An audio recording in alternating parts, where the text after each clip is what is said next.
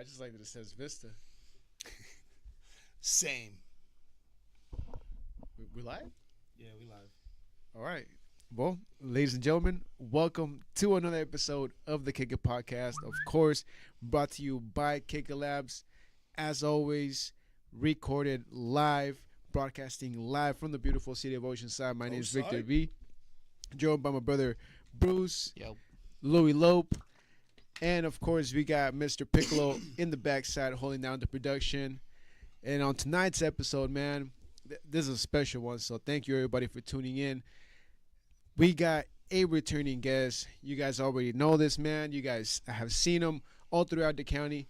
We got Joe Green joining us in tonight's episode. Joe. Whoa, yeah. Round of applause. So good. Thank you for I joining us, expected more brother. of an echo with the mic, but it just goes through there. It's great. Yeah. Normally the speaker's on in the other room. Oh, I don't need it. Yeah, that'd be great, man. If we could have like those 90s reverbs, like Yes. DJ, J. How's it going? Go. One man, one mission, Joe Green. Like, so cool. That's what the voice is good for. You're wondering. I guess this is my backup job. Well, welcome back, man. Glad to have you on here. And the timing is right on the dot That's right. because we have a pretty dope event coming up this weekend. We do. You know, believe it or not, we actually have two dope events coming up this weekend. Ooh. Well, one of Lay which it on you us. guys know about Saturday. The other one is Friday night, believe it or not. And I'm also the MC for the Vista Chamber of Commerce Heroes of Vista event. So okay. the Heroes of Vista event awards like the top law enforcement, top firefighters, top teachers, top people who are investing kind of in the city, the heroes of the city of Vista. So that's what we're doing on Friday night just to kind of prep for Saturday. There you go. And for Friday, what time does that start? So that's from 4 to 7 on Friday. Oh, so cool. it's in the afternoon. I'll be wearing a suit and tie just so that I could, show all those business people that, we clean up well occasionally. We could be professional. Exactly. Yeah, like I got a large-chested man, sports coat at my house. Everybody should have a large-chested sports coat out their house, Amen Even to if you that. got a small chest, just get a big chest, you know what I mean? Yep. Like, vibe on that. Yeah. So, work into it. yeah, exactly. Put a sweatshirt on underneath. Shoulder pads, those were a thing Oh, in the in the 80s. 80s, Yeah, yeah. I'm telling you. I don't do shoulder pads. These are El Natural or whatever.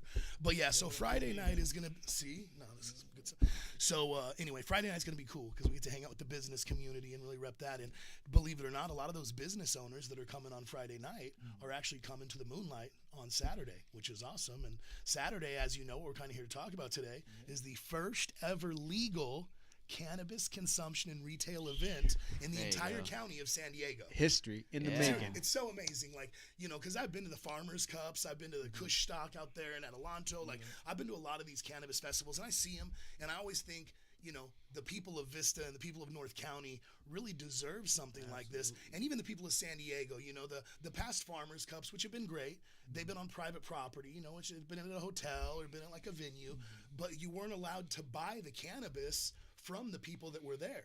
So the people who actually won the awards at the Farmers Cup, you couldn't go up and be, hey, that's the best weed, I want to buy it, because they can't sell it there legally. Right. So now, once we announce the award winners at 4:30, we're like, hey, this is best taste, best product, best effect, whatever. People who are actually there can buy it and take it home, which, I hear that a lot of 50% off deals, a lot of wholesale market deals happening at the Farmers Cup because the farmers are there basically selling it direct, to the patients and to the consumers. So, it'll be a big deal. Before we go on Piccolo, how's the sounding? We good? Got the thumbs up? All right, beautiful. Got the green thumb up from Piccolo. Good. Yeah. Hey, well, now we're talking about Fridays and Saturdays, right after 7 p.m. Once you guys are done being professional, find your way to Booze Bros in Vista for Master Killer of the Wu-Tang Clan. Oh, shut up. It's gonna be dope. Vista's going down this weekend, man. Wow, that's so amazing. Dude, I'm taking those days off, man. I'm gonna need to recover. Definitely take a Sunday off afterwards if you can. It's a historical weekend, man. What can you say? Wow. Shit, Wu-Tang show on Friday. Yep. Honor your heroes the afternoon, the same day, and then just go get blazed out the whole Saturday. Hey, that's what it's all about. Yeah.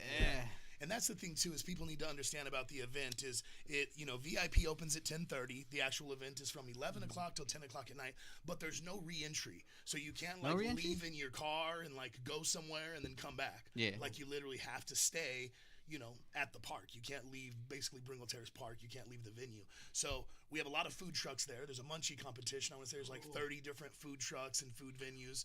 There's also local exhibitors that are selling, so like a farmer's market type of deal will be there on top of the cannabis activation. But it's an all-day thing. It's a festival, so we're expecting people to, bring little tents, bring chairs, bring blankets, like whatever you need to be comfortable because the day starts out. We got that set list. I don't know if you guys have the set list handy or not, but well, I mean, we got a couple of the artists up on the billboard right got here, the set but list. Go Piccolo. Can you go ahead and bring that up? a lot of cool talent though. Banners or is it Media assets. Go to media assets Piccolo, and then there should be the last one on the very bottom. there, right there. Ooh, I look believe at it's that. that one right there. Man, you guys That really looks just like directing it. this man and telling him how to do his job? Yeah. I mean, I'm Wow, sure, fantastic. Yeah. No, he There you doesn't. go. So 10:30 in the morning, DJ Gummy? Gummy.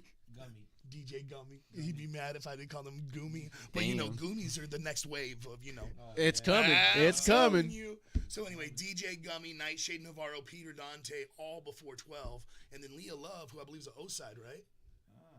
I've never heard of her. Okay, yeah, I hear she's I'm an O-side excited. girl. In Young, O-side, right? And then the crowd smoke out at 420. So 420, we plan on gathering everybody in the Moonlight area, whether you're in the back of grass area or in the food area. We just want everybody to come into the amphitheater.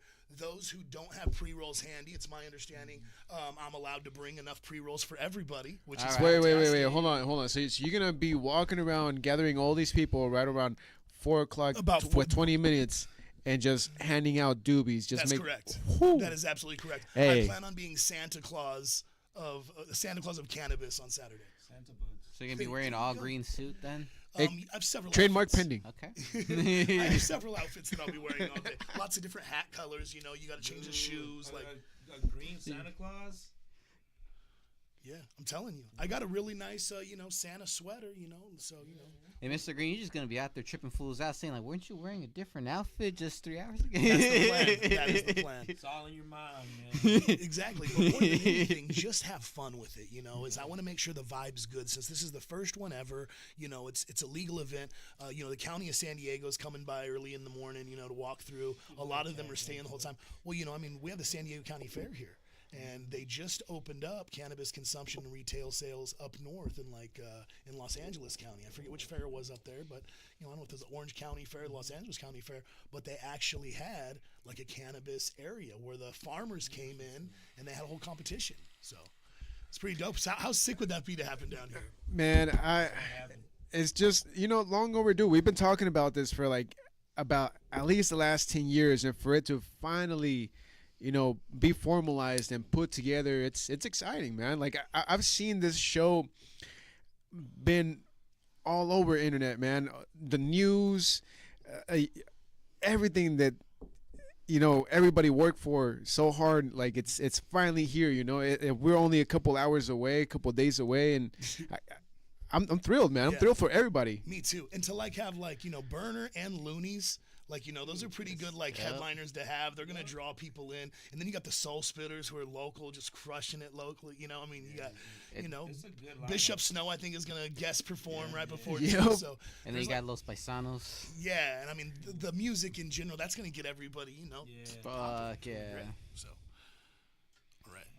Well, so you guys took me away from my smoke room. Typically this time of night, I would be in my smoke room at my house.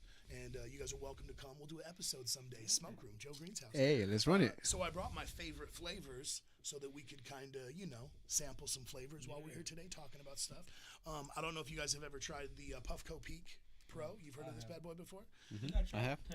Dude, Shut up! Okay, well, I'll tell you what. The good news about this is you can put this amazing 710 Labs hash. Shout out to Cam. Cam's the rep in North County for 710 Labs. So anytime you see 710 Labs hash around, Cam probably did it, right? Okay. So the good news about this is it attaches to the Bluetooth on your phone. So you get this little browser right here. Let's make sure this thing's on. wow. What, do you need Wi-Fi for this, or? No, just your phone. You just Bluetooth. So it's just Bluetooth to it. So I see it here. Wow. That's Okay, cool. So let's see there. So there's my Peak Pro right there. You got that, right? Ooh, yeah, that's great. Okay, and that's for this device, okay? So what I do is I'm like, okay, heat profiles. So I like this low temperature dab right here. So it's a minute 10 seconds at 466 degrees. If you ever wonder what That's the low? perfect. How long does it It's take to roughly- reach that temperature? Well, let's see. We just press start right here, and it gets hot like this. So see how it's getting hot? Yep. Yeah. And Very once quick. it gets hot, it reaches the temperature, and then it stays the same temperature for 1 minute 10 seconds. And you can put up to a full gram of wax in here. This is the XL chamber by Puffco. If you don't have a Puffco, get one. Good Yeah, stuff. my sister recommended that to me as well. That's the Yeah. best sister ever, right? So She it buzzed is. twice. So then you see this little timer going across like that, right?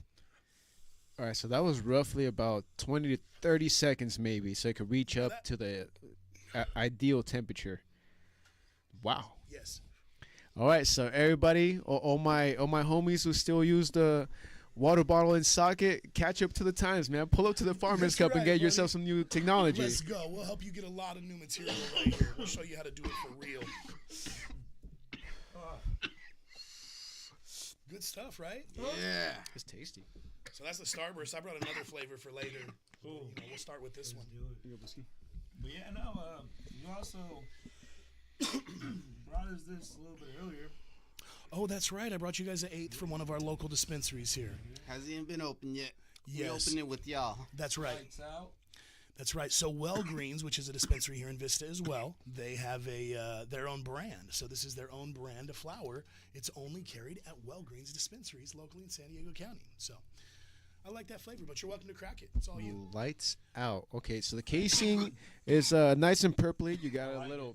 Lavender, a little bit of lavender. You got. It looks like a mini magnifying glass, but it's just glass on the bottom of the casing, so like that you could scope out and see exactly what you're purchasing, and not just, the main color. Because especially for shelving, you want to see the product, but not see the product. Not until you flip it underneath. I appreciate the good amount of nugs that you can see, like in the containers that they put out. That's All right. So of course, first off, the smell test. What's it smelling like, Vic? It's smelling pretty nice. Not overpowering, very very smooth, but I do like that you can see a good enough of crystals, a little bit of purples and reds. This is But a again, free review for you, Well Greens. not just so you know. not very overpowering when it comes to the scent, but it looks very tasty. And I believe that's a hybrid, right? Yes, it is a hybrid. Yeah. And for those watching, we should have said this at the beginning, but yes, we will be smoking. So this is called Yes. Frozen You're all Berry over the age of Blast. 21, Yes. right? Everybody's over 21 here. Yes. Oh, Although damn, we the all look very crystallization up young in there, in case bro. you were wondering. You We're gotta all the age love of that. 21. We're not driving anywhere anytime soon. Yeah, so Frozen Berry It's okay, Blast that's by Lights Out here in Vista. Wow. All right, Bruce. Well, should I go ahead and crack it open? Bruce is gonna might put it as in his well. pipe and smoke it. So, Yeah. so again, Saturday, you show up at 11 o'clock. It's going to be a long day. What I always tell people is, at a festival like this, make sure you pace yourself. So if you're going to be there all day, prepare for an all-day event. Yeah, make sure you hydrate. Exactly. Yes, hydrate. Yes. We will have liquid on scene, but I also think if you didn't get a VIP ticket, I think there's a way to buy an extra ticket to the Munchie competition. And if you buy a ticket to the Munchie competition, all of the food trucks and all the food vendors that joined the Munchie competition have a free sample for you at their truck or their event. So like they're basically trying to win the Munchie competition. So just by buying that ticket, you could taste 40 different types of food. Get unlimited samples right there. It sounds like a Costco membership. It pretty much is. Samples everywhere. I like this. That's Yeah, a the dope-ass packaging is container. great. Yeah, no, blue is like my favorite shade of colors. So just watching purple, blue, periwinkle blue.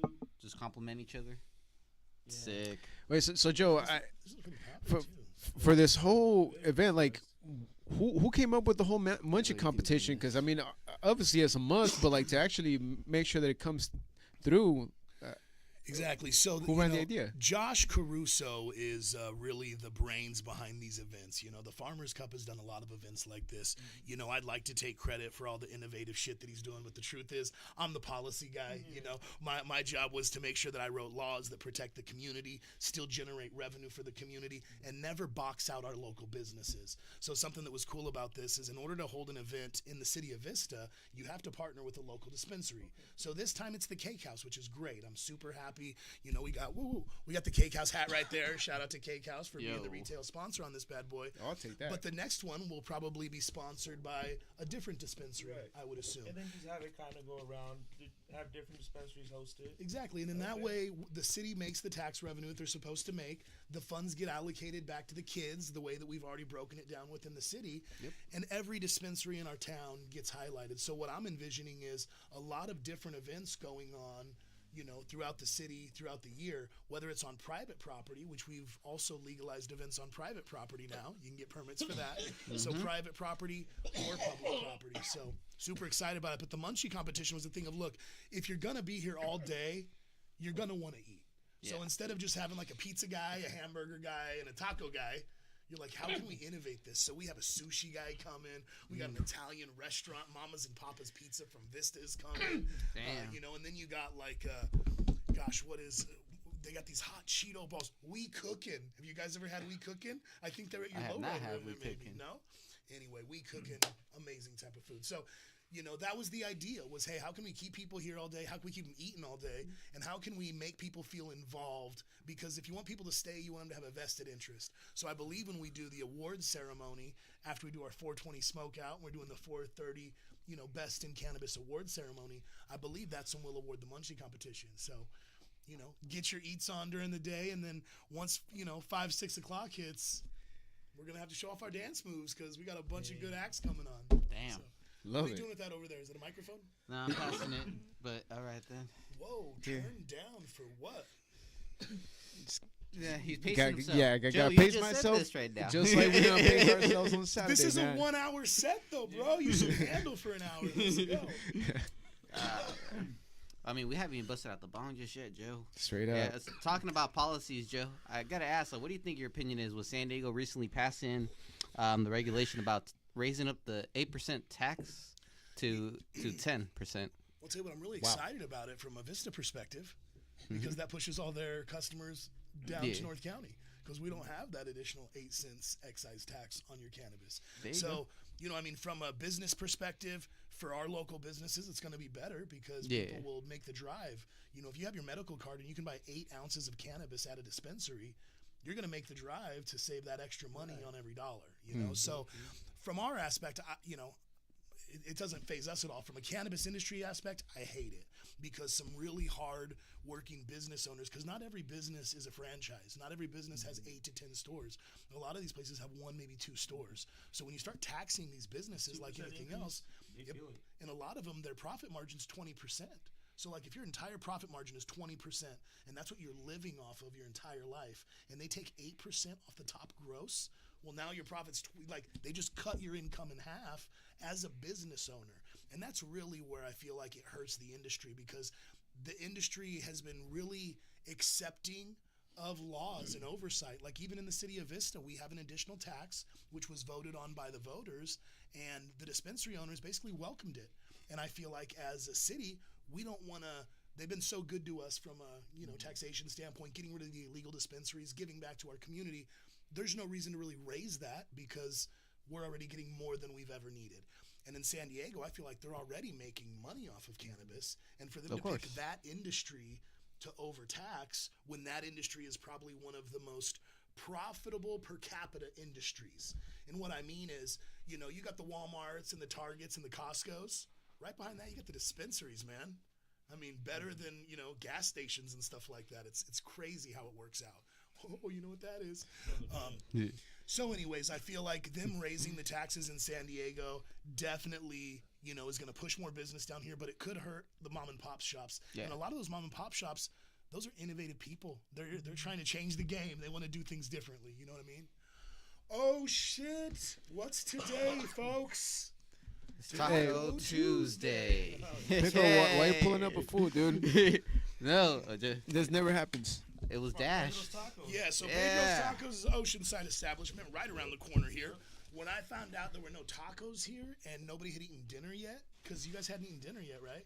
Nah, I actually skipped dinner. Yeah, I had dinner. Just to made. Oh. Yeah, but I mean, caught you Brew's at also dinner. like intermittent fast, so it's kind of Either part of way, his I diet. mean, I figured, you know I what, could eat. rolled tacos, everybody could always eat rolled tacos. So we don't got to eat them right now. Just as long as they're here, I'm a happy man. So We'll break into real tacos Handy whenever we Waters. feel like it, so it's good stuff. Thank you, Piccolo, for this think it was assistance, just man, a dude. little- Wow, see, it's different when Joe got Green's my own water, around. and I man. bought myself Room temperature, No, cold. no, you have the cold one. It's good. I'll take So the here. cold one.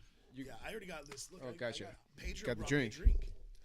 Gracias por los tacos, Pedro. Are we having tacos? Yo while we quiero. do this? We put them out to the side. How you guys feel? Have you guys ever had tacos on your podcast before? I've had You know a what? guest. I don't think we have. I've had a guest eat their garnish side of fries while we sat down with the interview. And this, Someone eat a burger. yeah, Bruce ate a Look at burger. while these motherfuckers just look. I did That's eat not it. I very did eat nice. a Like, burger. if you're gonna have food with a room full of people, you gotta have enough to share. How do you think That we was- felt about Bruce when he was munching on the burger? He was just staring at Yeah, us. so, That was on so point. a couple of comedians. Well, Shout out to the homies. Y'all was staring So at me. just- What it the just- fuck? it's funny to just watch him just eat the burger and everybody else just looking at him. Oh yeah, man! Like the sauce is just dripping. Everybody's like, "Man, can I just have a piece of this?" This man, dude, he went in on it, bro. It was Good. It was like a Carl's Jr. commercial. Yeah. It started off like that. Damn. I actually Selling missed. burgers. I missed those Carl's Jr. Now that I think about it, man. Those It's commercials, the those one are thing- wild. Yeah, exactly. That's the one thing that Netflix and all the all the online platforms took away were good commercials. Yeah, they can't replicate that. Yeah, now they're trying to do it with like the Super Bowl, but it just doesn't hit the same. You know what? Yeah, we've had conchas. We've had conchas. We've had Wow, desserts, those right? were actually some of the best conchas I've had, man. It was like like a cookies and cream concha. Yeah, they had Yeah. Wow, and that was super good. I feel like we should know, review Pedro's tacos. Let's let's break this record or let's start this I, record. I'm down, dude. The other thing that I want you guys to do too. So this Blim, which is a local cannabis person too down here in San Diego, they make my favorite sativa ever. So we brought you I brought you some indica, a hybrid, and a sativa. So the This- unlabeled is the Yeah, indica. So, yeah, give Okay. us a walkthrough through the unlabeled. 'Cause I really Yeah, so said it this was good unlabeled is actually from Okay. Farmer's Cup, and I wanted to bring it. Shout out to Farmer's Cup event Saturday, just in case you didn't know. But the big nugs are Cuban Affair nugs, and I believe that strain isn't out yet. And then there's also some Papa Burger in there, which is another strain they have. So those are two really hard-hitting indica strains. I like them. They're in my personal jar at home. So Ooh, I that's figured a we'd fat ass nug. Damn, sure you you had picked. some. You literally took the whole corner of this bag. That's how big of a nug is, dude. It's like it's a full, Like, come on, it's a full nug right there. Gram nug. yeah. That's not like an underage nug by any means. Like That the is a size of my thumb.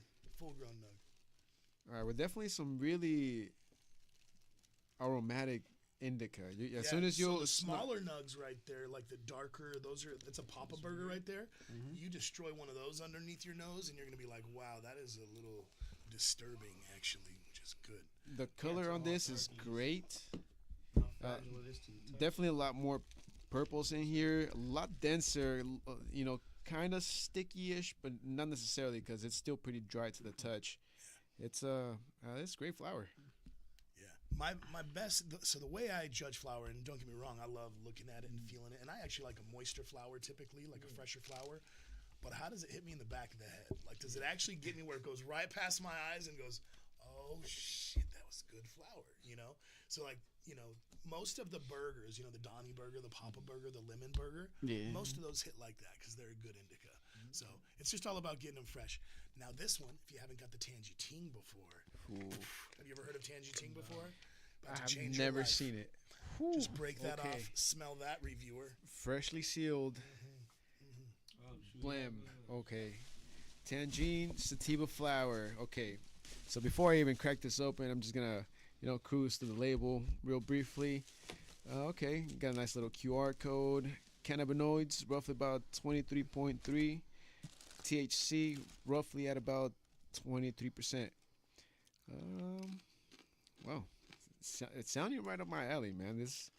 This is exactly what I chase every single time I pull up to a dispensary. Tangerine? No, like, because there's sativas that run up to like 35% THC, but 23 is like right down the alley where you're just cruising all day. Smell is nice. It's very bright.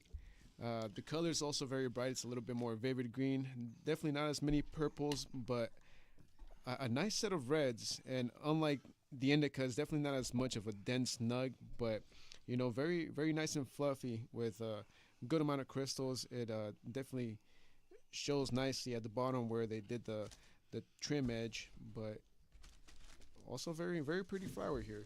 This one's definitely has the brightest aroma out of the three that I've seen so far.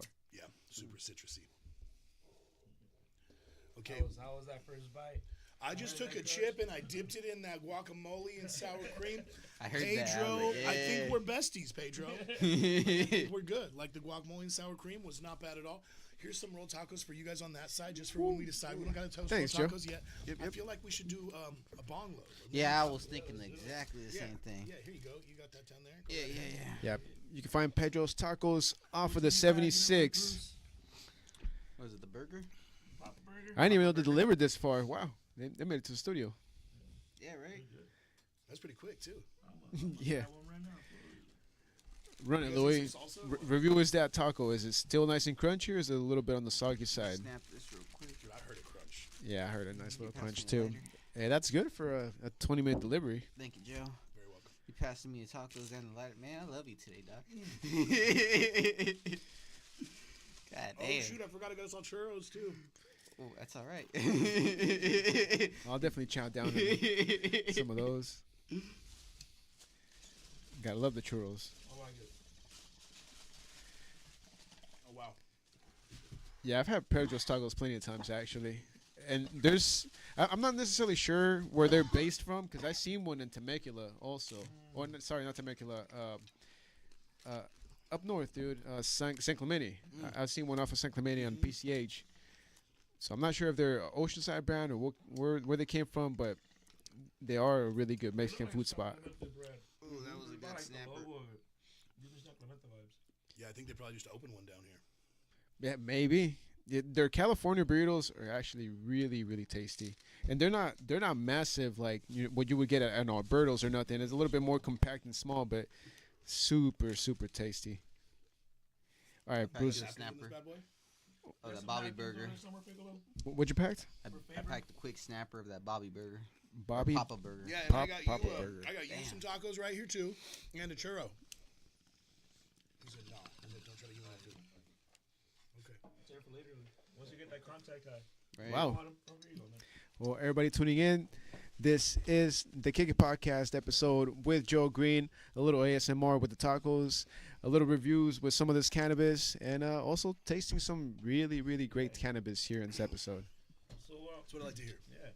So, like, let's bring it back to you, man. What has been up since the last time you were here? Well, I'll tell you what. Last time we were here, we were talking about these policies.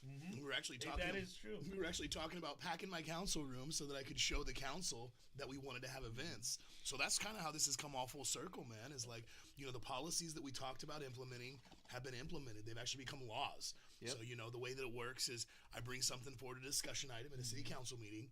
You get the majority of the council to direct staff in a certain direction, and then they come back and say, hey, this is actually what we call a public hearing, and is this how you wanted the law to read? And then once you say, yeah, this is how we want the law to read, 30 days from that date, it goes into effect. So that's basically how we got here. And, for me, this was the last thing that I did, as far as the legalization aspect goes.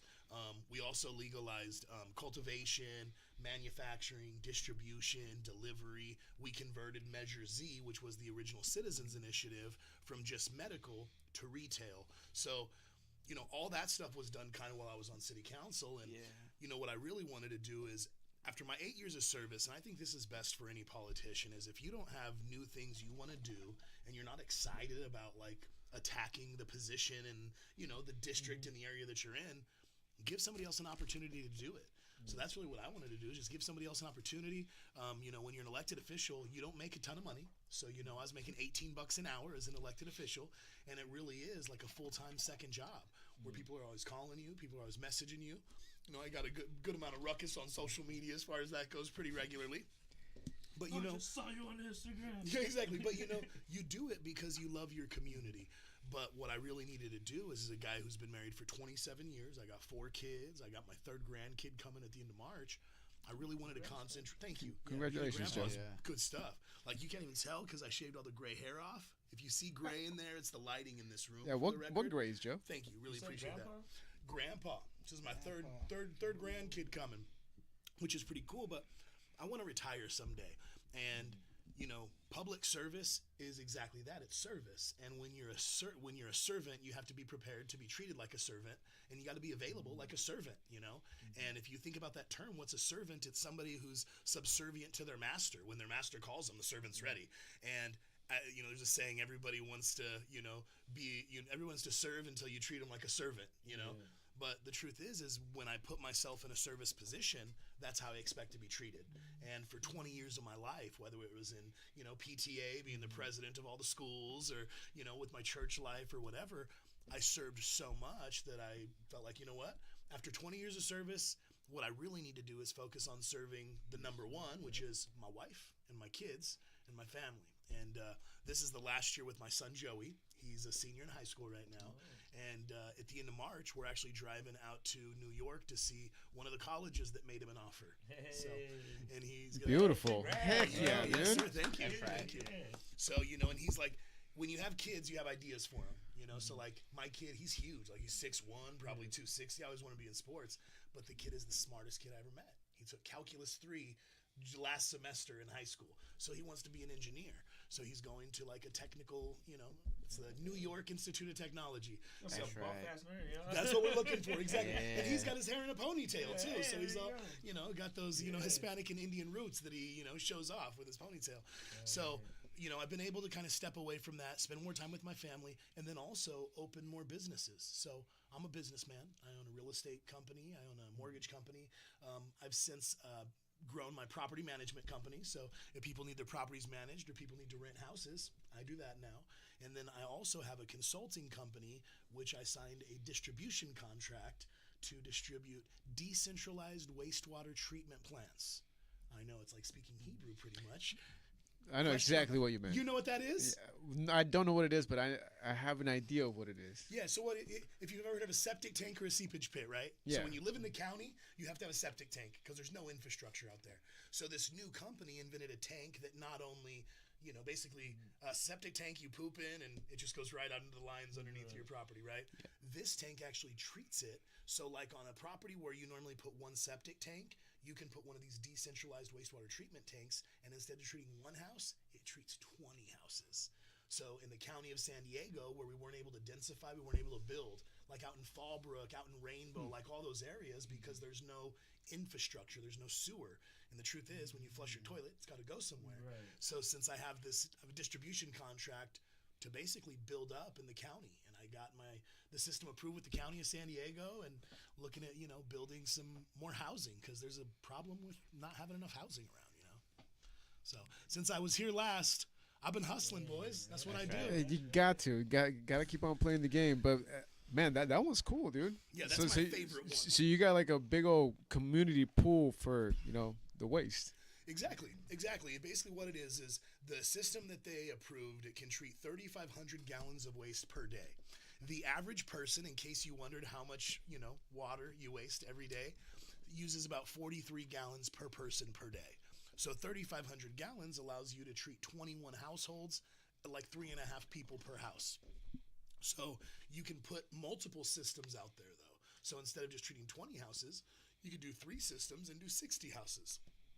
And the problem in the county is they've never been able to put that many houses out there because when you put a septic tank out, there's what's called a leach field that like goes out into the ground. So if you've ever had a person that's got a septic tank and it just rains, it gets really soggy, real soppy out there in the leach field. You know what I mean? Okay. So you can't build on it. This particular technology is all underground like sewer, so you can build heavy on it. So now we can build houses on rocks. The properties don't have to percolate, which in order to build with a septic tank, the ground has to percolate, which means it has to receive the water and the waste in a certain way that it disposes of it. So, in addition to doing the weed stuff and doing the city stuff, that's where it's at, man. Is your number 2 is my number 1. So it really be like that, man. I seen a lot of good people come up just off of renting porta potties, doing laundry Oh service, yeah. but recycling water like that. That's definitely the next level up. Well, yeah, Filter systems, baby. and the thing that this also does is in the county, it provides water for irrigation and for a fire suppression system. So since all these houses burnt down recently, as you know, there was no exterior fire suppression system. So with the design of this system, they designed an exterior fire suppression with the interior fire suppression, which is going to save a bunch of houses that are out in the sticks. The other big thing about this is if you can add it, so since it's a modular system, you can add it to like an existing system. And I know you guys have had to hear about the Tijuana River Valley, right? And how like they closed the beaches down there at Yeah, Imperial poor Beach. IB just man, Yeah. they're feeling it. You can't shred the gnar at Imperial Beach right now. You know what I mean? But that's really where the next level is I feel like we can get some of these tanks out to the Tijuana sewage plant and supplement what they're doing right now. We can actually repump in some nice clean water and maybe give Imperial Beach their beach back. So It's about time, dude. Because like I think the last 3 years down there, it's been the worst, and now it's starting to travel a little bit more north, where it's also impacting a little bit of Coronado, and maybe it will also hit OB. Who knows? yeah. So that's a big thing, and I feel like nobody's really offered a good solution to it. So, as a guy who's always looked at things from a city perspective, as I step away from the city of Vista being an elected official, I'm looking at things more with a regional perspective. So like this Farmers Cup thing, like I'm not charging Josh and the crew a ton of money for consulting, which I have a consulting company and I could charge a ton of money for it. But really what I wanted to do is get the policy through and show people that in any municipality, if you have an industry that's benefiting the community in a positive way, if you can come up with a good policy, you can have successful events like this. And I think that's why you have other cities who are going to show up. Like our city council is going to be there because they want to see, hey, what did we approve to be within our city, So now that we've done it within our city, I want to take it regionally. I want to, when the county comes on Saturday, you best believe I'm going to be walking around with them and Josh and explain to them, hey, this is why we have so many EMTs on site per person. This is why we have so many sheriff's deputies on site per person, in addition to a private security. This is why it's all fenced. This is where the sales are taking place. All of that stuff has to be totally above board in order for it to happen again. So this is happening in Vista right now, but like I say, being able to step away has allowed me to say, hey, now we got the, possibly San Diego County Fair, possibly some venues. Like, could you imagine, renting out the Pachanga Arena or the Front Wave Arena in Oceanside? You know what I mean? Well, I was thinking the convention center, San Diego, man, beautiful place. Yeah, there's tons of places that you could do this at, and once you show people that it can work, and that's why it's so important. Anybody watching or anybody who sees this before the 15th of March, just know that the vibe is the most important part of this event. When people are walking around, let's be friendly, let's be inviting. There's no alcohol here, so nobody's going to be drunk and obnoxious. Worst case scenario, you drink too many milligrams, and you probably need to take a seat. You're not going to be doing too much. But just let people know the community that cannabis can bring together. Like, we're there to have a good time. We're there to chill out. We're there to eat. We're there to relax. And we're there to listen to some really cool music. And I've been at music festivals before where I had my girl bring, a joint or whatever, and I wanted to smoke a joint at a music festival, and you risk getting thrown out. And I mean, to be able to be here with your people and know, like, hey, we all are, we're all here for not only because we like music, but, we have a common bond of cannabis. And I think showing not only the economic impact, because I feel like people are going to be getting hotel rooms in Vista. There's going to be an Uber code that people can call Uber for a ride share home and stuff like that. All of that stuff is an economic driver for a community. And when people see what the benefit is, Cake House as the dispensary sponsoring, even though they put money into this event in order for it to be done, they're the retail sponsor. There's 3,000 people who are going to be buying cannabis here in one day. And it's all discounted cannabis. And, Cake House is getting a deal on it, so they're giving consumers a deal. Cake House could make, $100,000, on Saturday selling cannabis. So this could be a really, good precursor for things to come. So, when you ask what I've been up to, it's like, man, I'm laying foundations for growth. And what you got to do is you got to start small and you got to plant seeds somewhere, but you have to have a path and you have to have a goal. And that's where I'm at with this is I want to have farmers cups all along California. I want people to mistake the Hall of Flowers with the Farmers Cup. I've been doing it, and the Hall of Flowers is great. Don't get me wrong. I'm going there next week as well. But having these events where you can draw in local farmers and local brands so that they can really figure out, do you have the best cannabis? And if you do, why is it the best? Like, you're really good at reviewing cannabis. You know how it looks, you know how it smokes, you know how it tastes. You know, I'll probably smoke you under the table, homie. We smoke a lot of it. It's all right. But it's okay. Your reviews are good, and that's kind of what people are looking for. They want a consumer to say, hey, this is good stuff. And can we do it? So if we could take this idea, you know, in other cities and other states and, you know, franchise, kind of like, you know, hey, why don't we have, you know, the DJ who does our shows go to all the shows because they know how it runs. They know that, you know, so it's about business in the end, and also making sure that people who are successful in this business are friendly to the business. I've been working on cannabis policy since 2016, and it's 2025. It took 9 years to get here, and I was an elected official. I was literally the person who could make the policy. If I could get 2 other people to agree with me, I could have approved it 9 years ago. Why didn't I? Because I had to establish relationships, and I had to show the entire community before the other electeds next to me would vote to approve it. So it's like, man, for 9 years making policy, now hopefully the industry can start reaping the rewards and the benefits of it. So that's what I'm hoping for. Amen to that, Joe. I agree with you. I support you. The whole KK Lab supports you because it's long overdue, especially for such a beautiful place like San Diego and San Diego County, North County, especially with the way that the city of Vista has really pursued the whole cannabis approach, because everybody was scared for so long, and there's nothing to be scared of, man. It's especially if you know you're consuming and purchasing in safe places, you know, making sure that you know you're not getting staffed at the end of the day, because there was a lot of bad places for a long time that you didn't know exactly what you were getting, where you were getting it from, or what it had, and now to be able to pull up to great establishments that could, you know, assure you that you're getting top quality product. I mean, it's the best of both worlds. And you can actually send your family there. You know, like my mom and my grandma love the topicals, believe it or not. Sorry, Mom, if you see this, and everybody knows that you like Fire and Ice Buddies roll-ons. That's what they're called, Mom. Fire and Ice Buddies roll-ons, okay? But, you know, they feel comfortable going into a dispensary because, like, when their joints hurt, and not the joints like I smoke, but, you know, achy bones, us old people have old joints, you rub that on and it feels good. So, like, you're right, these dispensaries are somewhere where my mom feels comfortable going. You know, when I was elected in 2016, we had 21 illegal dispensaries in Vista. Vista is always known for cannabis, okay? And, you know, 21 illegal dispensaries is a lot of illegal dispensaries. But after legalizing cannabis, we have 0 illegal dispensaries now. And people were using the illegal dispensaries with exactly like you say, stuff that was untested.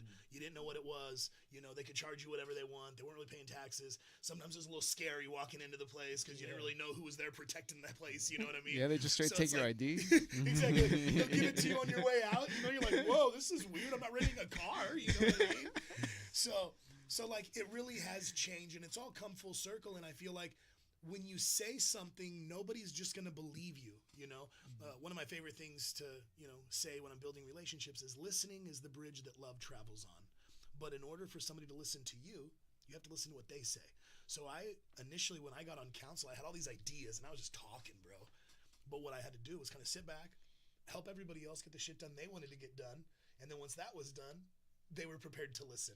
And that's why it took 9 years, is because we had to, you know, establish a relationship before we could get them to do what we needed to do. Yeah, and it's cool that you point that out, because I don't think a lot of people understand that for things to change, at least within like government, it doesn't happen from one day to the other. Not at all. Not at all. It's a pretty much long term investment or risk that you're doing with that law. Yes. And would you say that's normally how long it takes, or? You know, it all depends on the actual council. You know, for me, when I got elected, I was a 1-4 vote. What I mean is I was one guy voting, and 4 super conservative people were basically voting against everything that I brought forward. Right. And it was because nobody endorsed me to be elected. Nobody really wanted me to be elected. So it was a little different, you know, as far as, you know, when I went there, nobody really got my ideas. Now, if you get on a council and you have people who actually already want to work with you, it makes it a lot easier. By the first election cycle, I feel like I made friends. Like by 2020, everybody wanted to hang out, you know. And then when I wasn't running in 2024, they were bummed because they're like, come on, man, things are going good. Which they were, but at the same token, like I say, you know, somebody else is going to do a fantastic job, and it's never about one person. So, you know, it's definitely good to step away. But I'd say from a time frame standpoint, you should be able to get stuff done within the first couple of years of getting elected, because every 2 years there's an election cycle. So after every 2 years, normally some seat on it changes. So the way that councils work is the youngest council member sits the farthest away from the mayor, right? So any city council you go to, if you see the mayor right here, whoever the farthest person away is, that's where the new guy's at, far away, right? And so after 2 years, if like one of the people in front doesn't get reelected, you move up and you move up and you move up. So by the time I left, I was sitting right next to the mayor because I'd been sitting there longer than everybody after 6 years. And before that, I had people who had served for 20 years on the city council. So like when I came forward, I feel like we were able to really invoke real change. And the districting aspect of city council really changed the game too, because I was elected as an at-large person, you know, like the whole city voted for me. And after I was elected, they changed the laws to say where you have districts now. So like in Oceanside, like, you know, Jimmy Figueroa was just elected to whatever district he was running in. Before, there were no districts in any city. They were all just big cities and you just ran at large. So I think that the microcosm of representation is what's really changed government and allowed us to have a little bit of change. Because when Karina Contreras got elected, I actually endorsed her when she was running.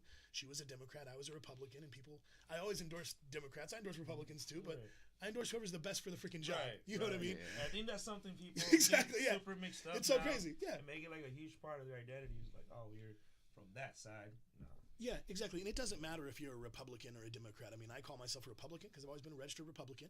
And, you know, I probably have some Republican views, you know, nationally and, you know, whatever that are a little different than other people's.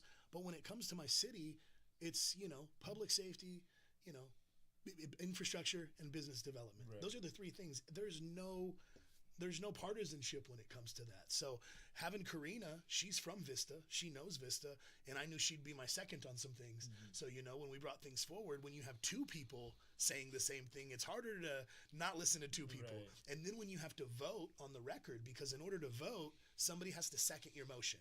So if I said, hey, I moved to legalize cannabis, right, in 2016, the mayor goes, well, hearing no seconds, we'll move on to the next item. D2 is blah, blah, blah, blah, blah. And like after 50 people talked about how much they loved cannabis and blah, blah, blah, the mayor just shut it down and went right to the next item because nobody seconded it. When somebody seconds it and everybody has to vote on it, that's kind of when things changed, because now you're on the record voting on something forever. And if it ever comes back, so like my current mayor, John Franklin, he didn't like cannabis and he was really anti-cannabis. And he voted against cannabis, and he didn't want me elected when I ran initially because of my stance on cannabis. Well, if you talk to him now about cannabis, he's supportive of the cannabis industry, and he likes a lot of cannabis business owners. But he'll always be on the record as the guy who was anti-cannabis, you know, when he started.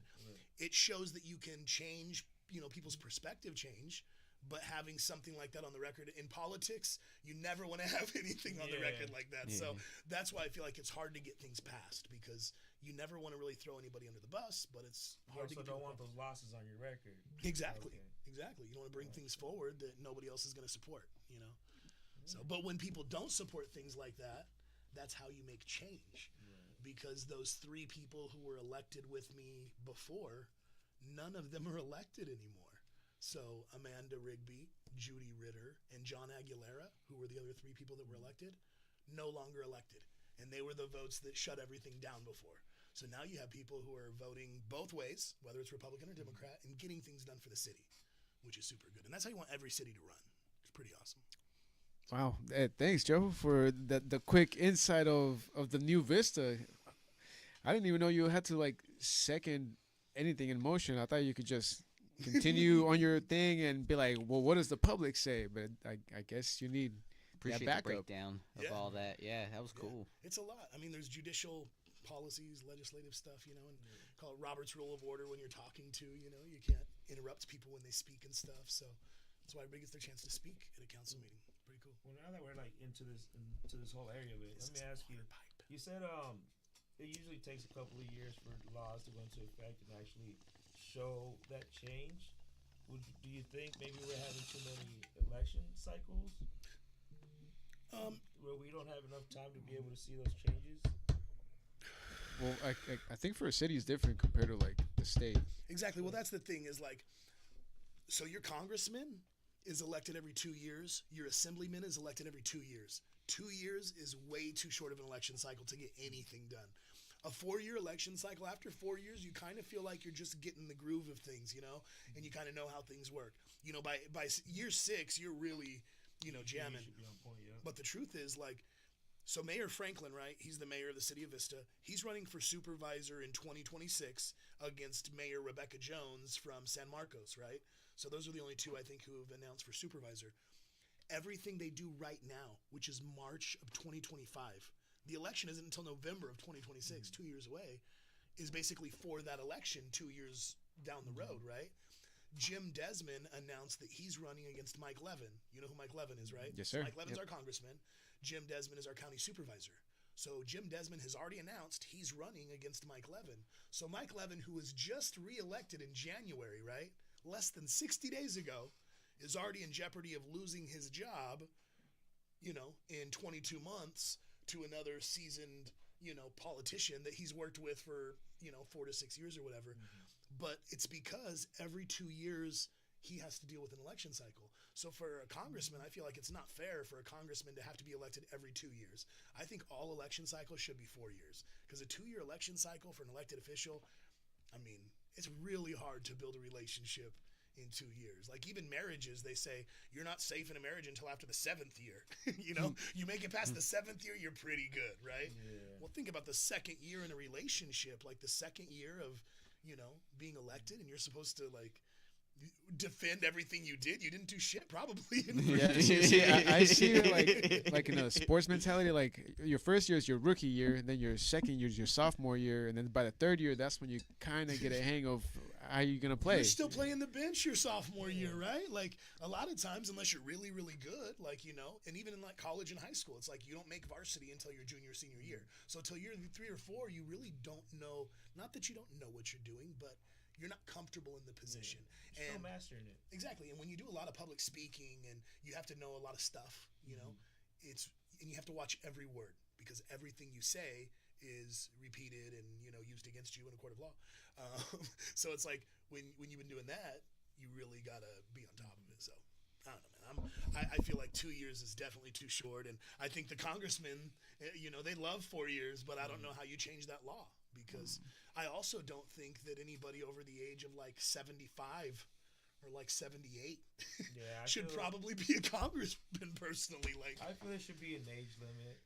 Yeah, I mean, what's the retiring age? Like 65 now? So why not? But bro, we got electeds that are like 90-something years old. I've seen that. Walking on their walkers and stuff, and like they don't even know how to use technology, and they're complaining about whatever they're complaining about. These last two Right. presidents are like in their 70s and 80s.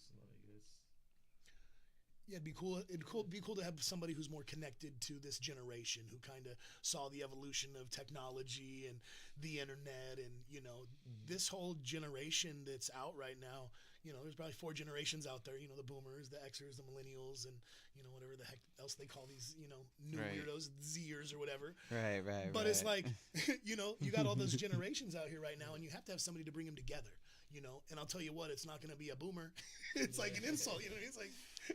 Yeah, honestly, it ain't gonna happen until like we're able to get that high up. It's gonna end up coming to the millennials, which I think they're maybe about 5 to 6 years away. Yeah, and the thing is too is people can't be scared. They gotta be prepared for new ideas. Like, initially I wasn't a fan of people coming in and changing things, but when you hear people and people actually have good ideas, and like, I don't ride bikes. I know you look at me and probably think, man, he's a cyclist, right? Like, he looks good in Speedos. Dude, I could see you, in a big old like just something suit, skin tight. That helmet that like curves out so it could be more aerodynamic. Backwards hat and stuff like that. Like, ooh, man, like just pedaling straight up a hill. Got the shoes and everything. So Katie and Karina, they walk and they ride bikes everywhere.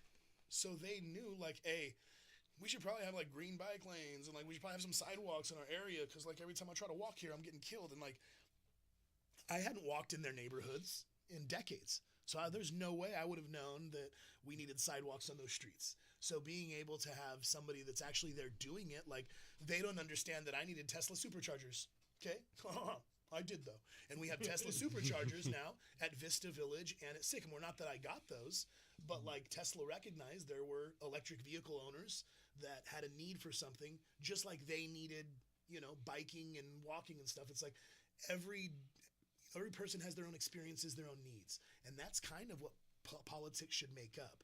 And I feel like we got so lost with this good old boys club of elected officials. All these old guys just kept getting reelected, and people were dumping money into it, and it was crazy that a lot of change hasn't happened. And now we're in a real era of change. I mean, even having, Donald Trump as your elected official, as your president, no matter how you feel about the guy, like, he's lived a crazy life. He's been a movie star. He's been a businessman. He's been rich. He's been bankrupt. He's been married. He's been divorced. He's got a kid one age, and he's got grandkids. It's like, he's definitely lived a life, like, not my life, but it's like, whatever. I get what you mean. Exactly. So it's like, his perspective's got to mean something because everybody, majority of people, in America voted for him. And that's kind of what you got to do is when people are elected, even in your community, whether you like them or not, you got to respect them and you got to support them because inevitably they're going to affect kind of your everyday, day-to-day life, More so at the local level, though. I want to make sure like your city council people are the ones really screwing your drives to work up. Like when people are mad about 10 speed bumps on like Sunset Drive in Vista. Unfortunately, I was at the council meeting when they approved that. Dude, I hate those bumps right here in Fireside District 3. Like whenever they got put up, like a couple months ago, I was like, dude, that's my way out of the studio every day. And these were not here before. Now that my stop sign doesn't have a yield anymore, and now it has another stop sign. It's just uncomfortable. Yeah. But again, we have a community that more people are riding bikes because of the electric bikes and the electric scooters. And you live close to the beach. Your weather's so good out here. More people are walking around and stuff. And it's like, okay, like if I had the time, sure, I'd hop on a train or something. Dude, I've also said something about right here, Oceanside Boulevard, District 1/3.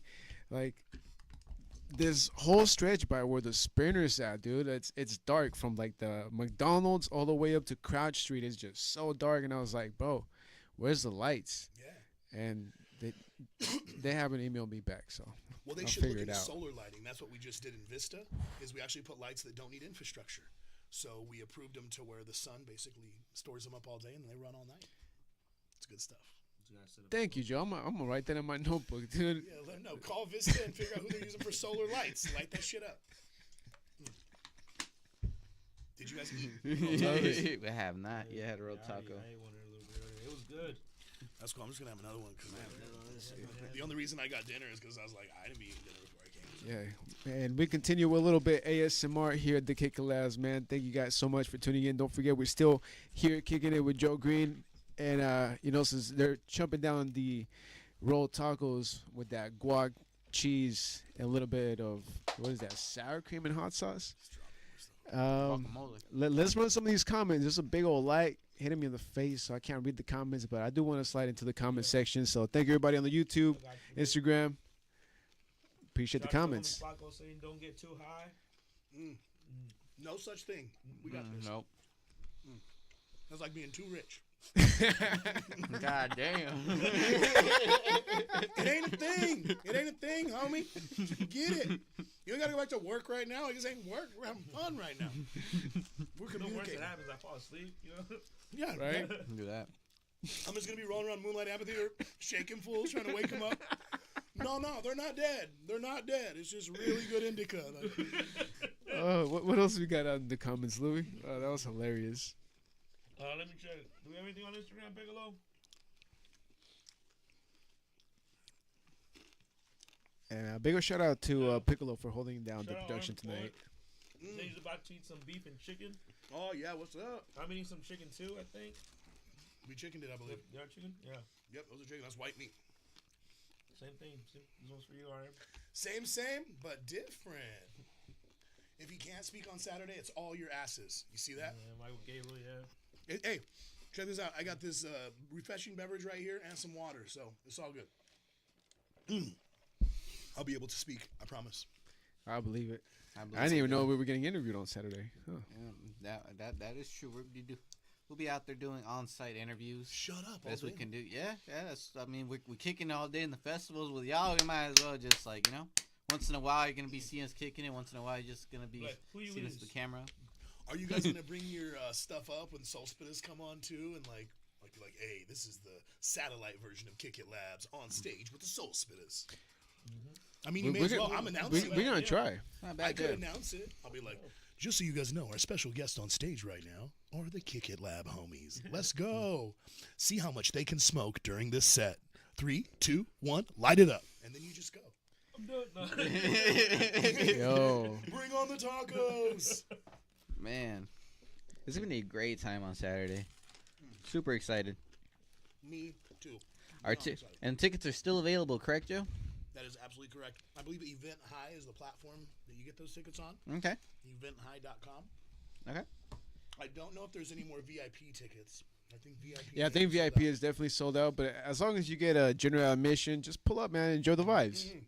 Bring a blanket. Bring a chair. Breaking something a to sit pillow in. chair. Mhm. That sounds like a pretty good idea. Yeah. Also, know that you can bring your device. So, like, if you have like a carrying case for like your water pipe or something like that, or you got yourself like a Puffco Peak, or maybe you got one of these. What is this one called over here? Those are called tacos. You got the Puffco Pivot. You know, the Puffco Pivot. You can dab in that too. You know. What? So you can bring all of your devices with you. We will have a limit to the amount of cannabis you can bring in. Okay. So, like, if you want to bring in a couple pre-rolls or whatever, that's fine. We want to make sure there's no illegal sales happening on site. So if you have a backpack full of weed, you probably can't come in. You know what I mean? So no unsanctioned products will be able to be sold at the place.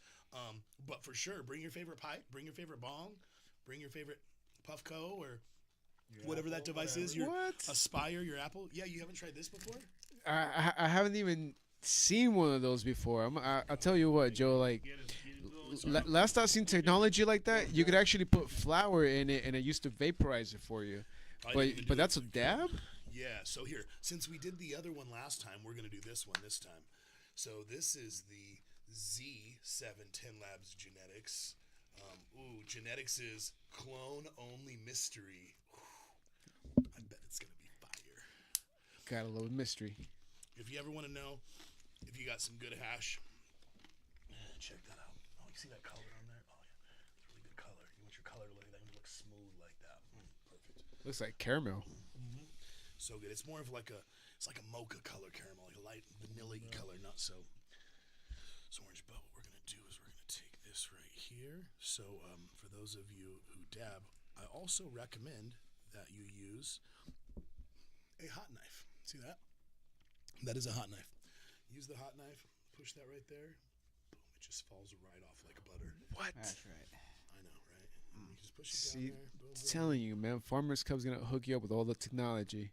boom, boom, boom. Yeah, you guys have any questions on how to holla at your boy? Smoke Room is always Okay. open to you. So that little pen right there. So you just saw I put a lot of wax in there too. It's kind of a lot. Is it also temperature controlled, like your Bluetooth device? Yes, so there's different settings on it. So this is the blue light is the setting that I like. And what happens is, so this right here, it's going up. Here, you could go first. So see, as this charges, it's getting higher. Once the light gets all the way to the top, can you see that light? Once the light gets all the way to the top, it'll buzz. And keep it straight up when you're hitting it, because it's so when it buzzes. Okay. There you go. Yeah, there you go. it's like So vibrating. just hit that little hole right there, straight up.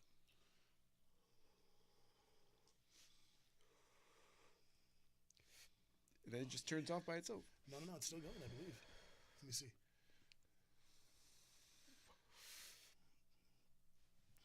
It'll just I turn off don't by know if I itself. hit it right or not, but It's okay. okay. That's still pretty good though. It's really good. Maybe hold the button down. Something happened. But so see, as this light right here, it's just going the whole time, and it should just go down. Oh, I see. As you inhale it, it like charges down. Oh, try it, Louis. Yeah, there's too much wax in there too. It's a wrap. You need some? Yeah, we need to wipe that off. That is Here, you that wipe is super off. cool. See, so you got to keep this straight up too. That's the one problem with this Puffco pivot. But yeah, super cool. Good one. All right. So for this event, aside from the munchies, the dispensary facilities, are you guys also going to be able to sell glass and hardware stuff like that? Yeah, so glass, hardware, clothes. There's also local vendors that will be there. So if you've seen anybody at like the local farmers markets and things like that, you actually might have local farmers that are there selling produce. You're going to have people selling different arts and crafts and things like that. And then, like I say, the stage is programmed the whole time too. So when you need to just take a break and, blaze a little bit, you can just come, find a seat, find a, patch of grass and chill out and hang out. So should be pretty awesome the entire time. I dig it, dude. For real, so Joe just I'm said- digging it right now, man. That shit's smacking me in the back of my dome. I can tell you that. Joe much. said we could go get avocados and some tomatoes and make some salsa right there in the nice. Bring your blender, but like it's got to be a plastic blender because it can't hurt anybody. You know what I mean? Like it's got to be pretty easy. So. Molcajete off on the backpack. Just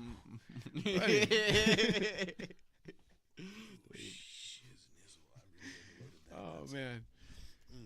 Anyways, well, I appreciate you guys having me on here. I think it was freaking awesome. I appreciate you coming on, man. It's great. It's been amazing and very.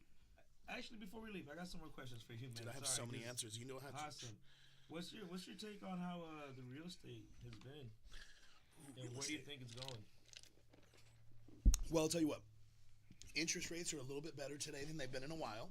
Mm-hmm. So, like on a conventional loan, I'm able to sell a loan under 6% right now. I'm at like 5.99. And those rates went as high as over 7% just within the last 30, 60 days. So the rates have come down a little bit, which is making housing a little bit more affordable because as those rates go up, it really dictates prices. Right now is it kind of gets into the season where I call it Christmas for realtors. Christmas for realtors isn't good, like when Christmas, because nobody really moves during Christmas. But when it comes to the best season for realtors, right after spring break, heading into summertime, and basically May through June, those are the best times to sell houses because that's when most families want to move because it's summertime. Spring break right now is when we're going to see a lot more buyers out. So what I've been seeing lately is a little bit more inventory on the market, which is great because supply and demand kind of drive the market. In Southern California, I don't think that we're going to see like a huge market crash anytime soon. I think if the rates get lower, prices will continue to rise because that's just how it goes. And a lot of people who are buying out here are buying cash or they're putting really large down payments down. I feel like the market increasing so much, it's tough for first-time home buyers. I did a loan for a guy today, $650,000, which if you look online at what's available under $650, you can find some condos and stuff, but you're not really going to find a detached house at $650. Yeah. With 3.5% down on an FHA loan today, with taxes, insurance, mortgage insurance, and homeowners insurance, everything all together, with 3.5% down, so he was putting down on like $24,000. His monthly payment was still $4,800 per month, and that's at $650,000. So it's like first-time home buyers, I feel like, aren't out because that's where you're at for a first-time home buyer is you're between $550 and $650, which is between $4,200 and $4,800 before homeowner fees. And a lot of these condos have $400 or $500 a month homeowner fees. So you're seeing a lot more seasoned buyers out there right now, not a lot of first-time home buyers. And that's why I think it's going to be up to our local government to provide more affordable products that people can actually buy. So like in Vista, we've actually changed the lot size where now you can build like a tiny home on a tiny lot. So you can like chop up a parcel and do like a tiny home community. No developer has built one yet, but I envision it in the future of somebody building a tiny home community where like first-time buyers can buy a house for $200,000, $250,000, and then within 10 years it might go up to $400,000, and $400,000 might be the minimum, Because when I bought my first house in the late 90s, 1997, my first house in Rancho Del Oro was $145,000. That's how much it cost back in the day. Interest rate was 8.5%, so the rates were a lot higher, but the prices were a lot lower. That same 3-bedroom house right now probably sells for about $800,000. And that's not a first-time home buyer house. You can't even get it as a first-time home buyer because who wants to pay that much money per? I couldn't afford it. My payment was $1,200 a month when I bought my house in 1997. You know what I mean? And don't get me wrong, wages were different. So I feel like what you're going to have from a housing market is first-time home buyers aren't really going to be getting into the market very much unless you're a military guy, because military guys don't have to put any down payment down. There's no mortgage insurance, and you can get a pretty good monthly payment on that. So serving in the military is great because it's 0 down payment, 0 mortgage insurance. It's like the same as putting 20% down on a house, which is pretty cool. But the typical first-time home buyer just can't afford the payment right now. So you're just going to see a lot of people who are selling their houses to move up into something or to invest in things. So I figure it's going to be a couple more years because the rates got to get lower or wages have to increase. It's got to be one or the other. You know what I mean? Because people who are making 60, 70 grand a year, like, No way. how can you afford to pay, like, if you're making 5, 6 grand a month, you can't pay $4,000 a month. You don't even get to eat, you know? So that's where you're at, man. It's a tough, I mean, and rentals aren't any better, really. Yeah. You know, Nope. the 2-bedroom rentals, you know, like I got a 2-bedroom condo in Carlsbad, rents out for $3,000 a month for a 2-bedroom condo, you know, but it's going rate these days. It's crazy. Yeah, I think that's the move, man. Like you said, the tiny homes. Like I have seen some of those. Yeah. They're basically like either containers converted or some sort of like trailer. But some of those are pretty badass, actually. The other thing that I recommend too, and a lot of people don't understand this, is like if you have family who own their property, right? So the government passed Acts SB 9 and SB 10 a couple years ago. And basically what it allows is any single family resident parcel is allowed to be split into 2 parcels. Any one, there's really no minimum size. It's just a 60-40 split at the county, at the city level. So like if you live like with your parents and they have a lot and they have a big lot, my idea for this generation is say, hey, either do one of 2 things: build an ADU on it, because if you could build up to a 3-bedroom 2-bath ADU on a property, and they waive development impact fees, and it's a lot cheaper than buying a house. So instead of buying a house, either build an ADU on the property or have the parcel split and work on building a house on that property. And now you have 2 parcels and 2 houses, you know, and that's a way that you can get ahead again in the housing market. And California has made it so that they've cut a lot of red tape out of the way when it comes to building ADUs and splitting parcels, because we need to build more units. We need more housing. We have a housing crisis out here. So I think the best way for younger people to get into houses is talk with your parents and be like, I mean, I had to build an ADU at my house for my daughter to live there. And she didn't buy it or anything. I wish she would have. But, you know, like kids, it's an idea. Like tell them, hey, I got money. And, you know, like if I could get a loan for, you know, $100 grand, can we build an ADU in your backyard? And then when they say yes, call California Policy Consultants, Joe Green, and he'll tell you how to do that shit. There you go. Yeah. Fire. Nice. Yeah, Joe. Well, I mean, last question for me before we head out. Do you miss it, man? Do you miss being a city council for the city of Vista and, you know, still talking to some of your peers out there? Well, I'll tell you what, I make genuine relationships, so I definitely do miss it. Anytime you've been on a job for 8 years and you see people, you know, a few times a week during the day, you miss them. So I do miss them, but when it comes to like the title of being a city council member, I really feel like I love the title of former city council member, because it doesn't come with the responsibilities of my entire city. You know, like I'm not necessarily a role model for anybody. I'm not, you know, like if I got in a fight today, they can't sue the city of Vista, you know, because when you think about that responsibility, you know, and I loved it for the 8 years that I had it, but to have a little time off of that, it's pretty cool. You know, I tell people, like, if I ever come back to the city of Vista, I'll be running for mayor of the city of Vista. And, you know, could that happen in a couple years? It could, depending on what my current mayor does and how much my wife loves me. Because the wife's got to love you if you're going to do something like that. You know what I mean? I feel it. Especially in a couple years, because 2 years off isn't a lot. We just talked about 2 years off, you know? But at the same token, you know, I don't need the title in order to do good things for my city. So, like, as you see, I'm emceeing the Heroes of Vista for the Vista Chamber of Commerce. I get to award my firefighters and my teachers and my police officers. I get to be the guy on stage saying, hey, thank you for celebrating my community. Thank you for taking care of the youth of the community. So you don't have to be an elected official to make a difference in your community. And I have a servant's heart, you know, believe it or not, I love Jesus, okay? And, you know, Jesus came to serve. He didn't come to be the king of the world and strike people dead with lightning bolts and stuff. It would have been really cool if he did, you know, like, can you imagine that?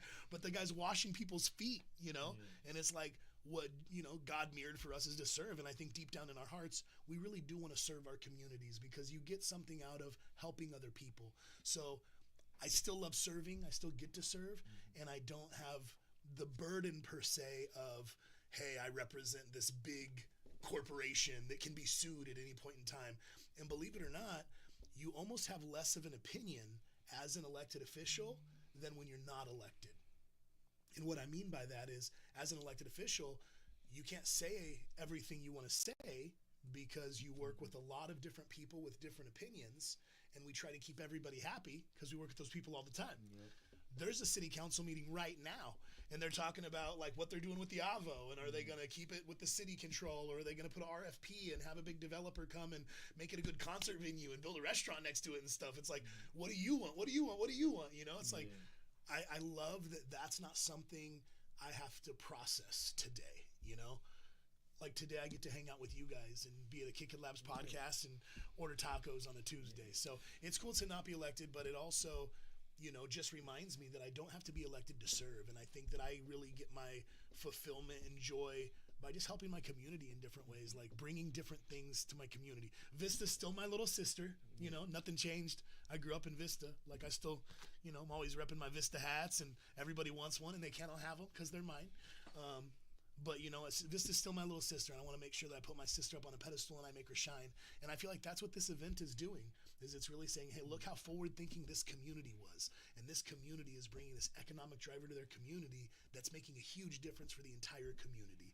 And wouldn't it be great to have this economic driver in your community, you know? So it's kind of what it's all about, full circle. You know what I mean? Damn, that was a great Yeah, answer. That I I've been enjoying. Stoked. I just been enjoying So the much conversation knowledge. So with much Joe. knowledge. Honestly, Thank you, every Joe. time. I'm Joe, old. You guys you always, forget Grandpa Joe over here. you always dropping diamonds, man. What can I say? Nah, man, we're good to go. I say if we're gonna close this off, we should light this because I brought this for us. Okay, so Wow. I That's- don't even know what this is. I just know that it popped in my bag, which that's the beauty of being Joe Green, is sometimes cannabis will just pop in my bag and I just gotta try it. I was a judge for this Farmers Cup, for the record. I was an elite judge, which means I got all 100 flavors. I got all the pre-rolls. I tasted all the cannabis that came with that. And, you know, at the end of the day, I can guarantee people there's going to be some really good cannabis at this place right here. Pretty freaking good. But Yeah. Thank you, as we Joe. sign off, check your packaging right there. Know how you like to look at that packaging. Yeah, This is a happy, what's it called, Louis? happy, Happy. IE. All right. So we got the happy Tangerine, Joe Green lighting it up for us. Tangerine Dream. For everybody who made it to this part of the episode, much appreciated. We Oh, thank bro, all of you yes. guys. Thank you for hanging out. Shit. Instagram, Facebook, Spotify, Apple Podcasts, Google That goes Chrome on everything, Podcasts, huh? everything, man.